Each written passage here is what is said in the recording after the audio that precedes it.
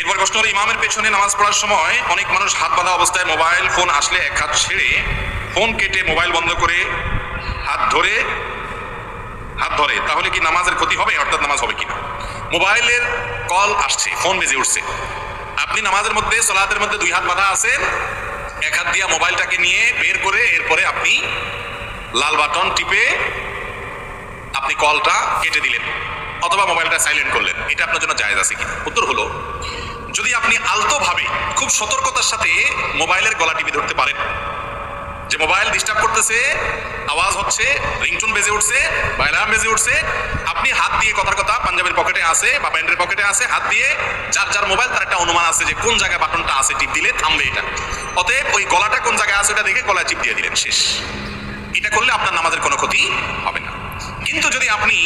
এটা করতে গিয়ে এত সময় নেন যে একেবারে হাত দিয়ে মোবাইলটা বের করে কে কল দিছে ভালো করে দেখলেন, নামটা কি দেখলেন, দেখে তারে মনে মনে দু চারটা গালিও দিলেন, এরপরে আপনি কাটলেন, অর্থাৎ অনেক কাহিনী করলেন, এত কাহিনী যদি আপনি করেন তাহলে আমলে কাসির হবে, আর আমলে কাসির হলে আপনার নামাজ নষ্ট হয়ে যাবে। কথা কি বুঝাতে পারছি? আমাদের সমাজে দুই রকমের সমস্যাই আছে। কিছু লোক আছে নামাজের মধ্যে মোবাইলে কল বেজে উঠলে, ফোন বেজে উঠলে উনি মোবাইলটা নিয়ে ওইটা নিয়ে অ্যানালাইসিস শুরু করেন, কে কল করলো, কোত্থেকে করলো, এর কি বিবেচনা নাই, বিবেক বুদ্ধি নাই, আমি এখন নামাজে আসি, উনি অ্যানালাইসিস শুরু করেন এবং কাটেন, পারলে আবার সুইচ বন্ধ করেন, হ্যাঁ সাইলেন্ট মোড অন করেন, এত কাহিনী করতে করতে এরপরে আবার মোবাইলটা রাখেন। এত কাহিনী করলে এটা আমলে কাসির হতে পারে, আমলে কাসির হতে পারে।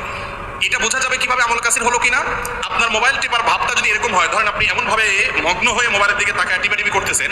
যে দূর থেকে একজন মানুষ দেখে আপনাকে যদি সন্দেহের মধ্যে পড়ে যায় লোকটা নামাজে আছে নাকি মোবাইল টিপতেছে, যদি তার এরকম মনে হয় যে লোকটা মনে হয় নামাজে নাই, দাঁড়া দাঁড়া মানে মোবাইল টিপতেছে, হাত এখানে রাখছে, হয়তো হাত ভাঙা বা হাতে কোনো সমস্যা আছে, জন্য এখানে এক হাত আছে আর এক হাতে মোবাইল টিপতেছে, একজন মানুষ দূর থেকে দেখে যদি আপনার ব্যাপারে এরকম সন্দেহ করার মতো পরিবেশ থাকে, অর্থাৎ আপনি এত বেশি টিপাটিপি করেন, এরকম সন্দেহ করার সুযোগ যদি থাকে, তাহলে সেক্ষেত্রে এটা আমলে কাসির হবে, এর কারণে নামাজ নষ্ট হয়ে যাবে। কথা কি বুঝাতে পারছি?